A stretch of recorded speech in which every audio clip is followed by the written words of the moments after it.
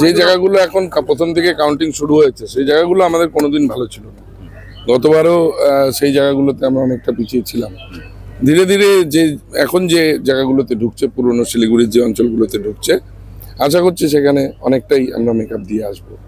শিলিগুড়ির পাশাপাশি ডাবগ্রাম, ফুলবাড়ি, মাটিগাড়া, নকশালবাড়ি, পাশাপাশি ফাঁসি দেওয়া, তিনটে সবকটা কেন্দ্রে কিন্তু বিজেপি এগিয়ে রয়েছে। দেখুন যে ন্যারেটিভ তৈরি করা হয়েছে সারা বাংলা জুড়ে, দেশের প্রধানমন্ত্রী থেকে প্রায় 10টা স্টেটের মুখ্যমন্ত্রী থেকে শুরু করে সমস্ত রাষ্ট্রশক্তি বাংলার মানুষকে ভুল বুঝিয়েছে। আমরা দেখতে পাচ্ছি যে তার কিছুটা ফল নিশ্চিতভাবে তারা পাচ্ছেন, কিন্তু আলটিমেটলি বেলার শেষে গিয়ে আমি এখনো সেটা বিশ্বাস করি যে সরকার তৃণমূল কংগ্রেসই গড়বে।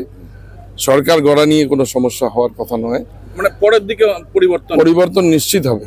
কারণ যে জায়গাগুলো আমাদের এখানকার কথা বলছি, যে জায়গাগুলো এখন মূলত কাউন্টিং হয়ে গেল, সেই জায়গাগুলো আমাদের খারাপ ছিল।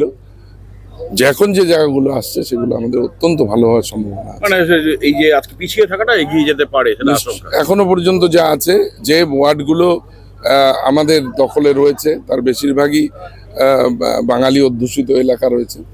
সুতরাং বাঙালি অধ্যুষিত এলাকায় আমরা মনে করছি যে বাংলার মানুষ, বাঙালিরা বিশেষ করে তাদের অস্তিত্ব রক্ষার যে লড়াই, সেই লড়াইতে আমাদের সাথ দিয়েছে। এখনো প্রত্যাশা